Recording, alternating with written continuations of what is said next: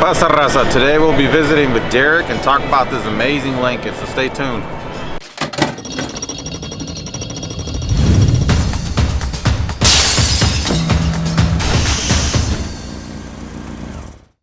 Hey everyone, so we're here with Deric, and Deric is going to talk to us about this amazing Lincoln that's behind us and all the hard work that went into it. But hey man, thank you for showing us your ride, man. Oh, yeah, no problem.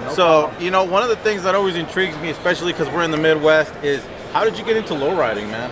Oh man, it started way back when I was a kid, man. I'm 43 now, but I mean in middle school I started, getting magazines. It started off with Lowrider magazine, and just collected them over the years. And then by the time I got to high school, I was real big on this Robert's tires, I think, that was in the magazine. And that's where I bought my first set of Supremes, way back. I think I was a sophomore. Yeah. So that would have been like 92, 93. And ever since then, man, I've had so many different cars, Cutlasses, Regals, you name it, all those G-bodies I've had over the years, and every one of them had Supremes. Every one. I ordered like 3 or 4 sets from Roberts, man. It was amazing, just the magazines and just the reading on the articles and what they did, how they did it to get, to where they're at to get into that. And I was like, man, one of these days, it'd be nice, and just ever since I was a kid, man, and in high school, I was me and like one other guy, one of my friends, we were like the only ones that had lowriders in school, Right. and like we didn't have juice or nothing back then. We didn't have no jobs, no money, but we had our Supremes, Right. and just coming up as a youngster, man, just seeing it on in magazines and then just getting a feel for it, like, man, I'm gonna do that, I'm gonna work and get that, and this is what I've got today. Here Here it is, Right on, man. And you're in Diverse Ones Car Club. Tell me a little bit about your club, man. It's a new club, man. I think we've only been around, since 2018. I mean, we're still working out some of the kinks in our clubs, as far as cars getting done, and getting set up for club, for shows and all that. But other than that, man, we got a good group of guys, and I think the name Diverse Ones really sets off our club, because everybody is unique in their own way. Right. I mean, we got several guys that can just do this, several guys that can do that, and when you put it all together, man, it's we come up with this, and it was a pretty good little gig. I was like, man, you know what? Let's just go ahead and do it. None of us in the club. Let's all get to it and click and see, and this is what it came out to, man. And we are still missing a couple of members that are still out there getting their cars done. So I mean, we still got a couple of guys that ain't here, but for what's here right now, it's a pretty good little gig, I think. Well, it's awesome, man. So we're here at World of Wheels in KC, and I mean, you got a full display. I love your display. So tell me a little bit about, before we dive into the car, your theme. What's your theme here? The theme basically just goes on the name itself. I came up with the name Lucky One, because I actually had a 95, same year as this car, a Lincoln, before I got this one. Sold it, and I was like, man, I got all this money, I need to find another car, and I wanted a Lincoln again. So, short story, I looked on Craigslist. It sounded too good to be true. I was like, man, this sounds too good to be true for real. So, went, bought me a bus ticket. The next day, I was out going down to Texarkana, Arkansas. Texarkana, Arkansas. Met up with the fella who put the ad in the paper, took me to it. I looked at it. I fell in love just by the way it looked. Right. It didn't even drive it yet. So then he gave me the keys, test drove it. Like 20 minutes later, I was on my way back to Kansas City. Like, I got to get this. I mean, it was an elderly man who passed away. Sad, but his wife was getting elderly also. She had to move out and get rid of everything. So that's how I found it. Right. So she had to get rid of all of her possessions, house, and everything. And to me, I was like, man, I just got lucky finding this car. Right. So that's why I just stuck with Lucky One. It's like, okay, that makes sense. Yeah, so I just felt lucky that I got, the opportunity to grab this, when I had a chance. Yeah. So just selling my car and then 2 days later finding this one, that don't really happen very often. That's right, man. Yeah. So tell us a little bit about the build, man. Tell us about the car. Well, when I got it, it was all stock, as you would think, and over the years, man, I had, some of my team members, my club helped me out with some stuff, the wheels, TJ hooked me up with a little deal on the wheels, so I got those. That was the first thing I got, I got the wheels for them. And then I had some artwork done. I had some my audio done by Steve-O's Audio, pretty good friend of mine. Yeah, he hooked me up with all the amps and everything, speakers, and and then a big shout out to Jacob Birdsong, who's also in my car club, who did some of the artwork, on the back, and then underneath in my trunk, as you'll see later.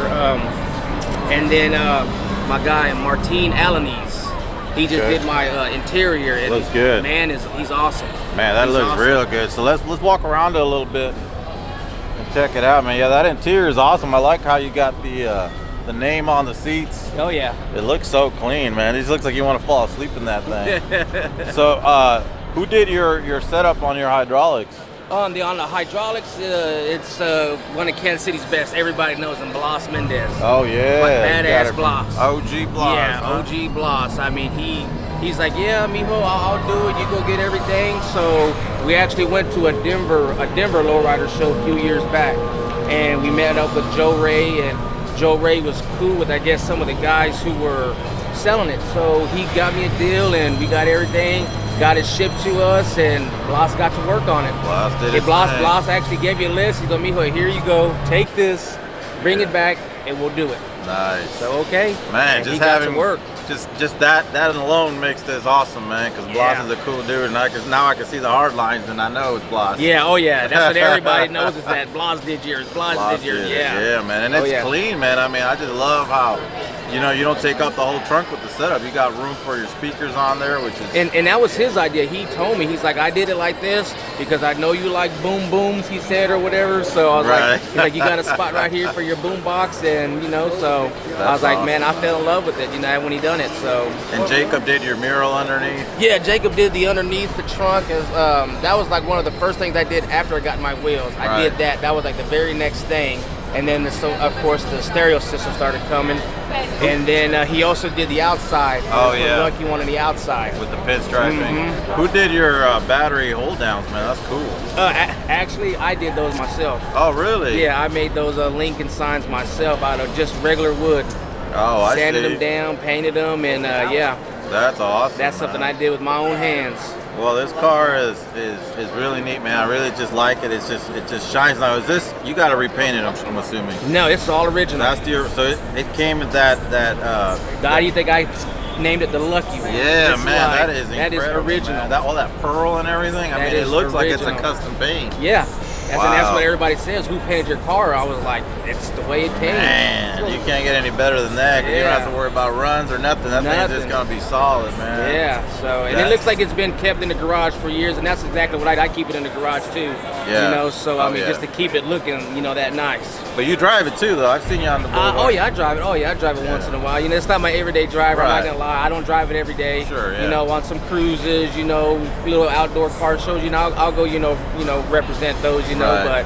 but other than that, it sits in there. I'm not gonna lie. It sits in the garage a lot of the time. Yeah, well, you know. That's all right though. Got to keep them clean. Oh yeah. So tell me, what do you do for a living, bro? I actually work for R&L Carriers. I'm a driver. Okay. I just turned over here in February. I've been there 15 years.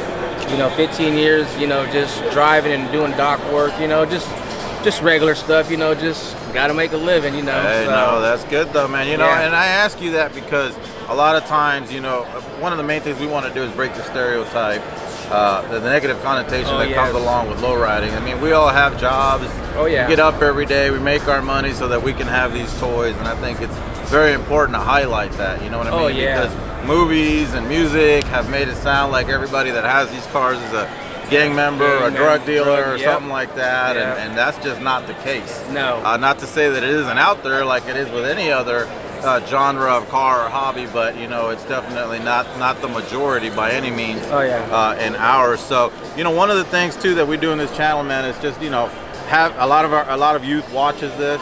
You know, I have a lowrider bike club with kids and a big following in the education world, and I think it's always important to you know, give a message out to the kids. And one of the things I think that we always say, you know, as grown-ups is, man, if I knew, you know, then what I know now, you know, I would do things different. So, you know, if you could go back in time, man, what would you tell yourself? Man, I would have told myself back then, the little money that I had, save it. Right. Save it. I kept spending it. Every time I had a chance to get money, I was spending. You know, if I would have known then like I know now, I mean, all that I could have had a couple of these probably. Right. Or whatever it is you're trying to accomplish in your life. You know, go out there and get it. Don't waste time. Time is everything. Time is endless. You know, you can't stop it. You can't add to it. So time and I hate to say money, but I mean, if you're trying to do something like this, it takes money. You got to be smart with it. Right. You got to be smart with it. So that's where I was a downfall person that's growing up just blowing it. Yep. Just blowing it. You know, Me like I too. said, I could have had a couple of them, but you know, just being young, and that's what I try to tell my kids now. You know, they like this. You know, like you know what, it didn't. Well, this wasn't given to me. Right. You know, I had to work for it. Right. You know, so you know, do that. Don't waste time, and it can happen. Right on, And man. it can happen.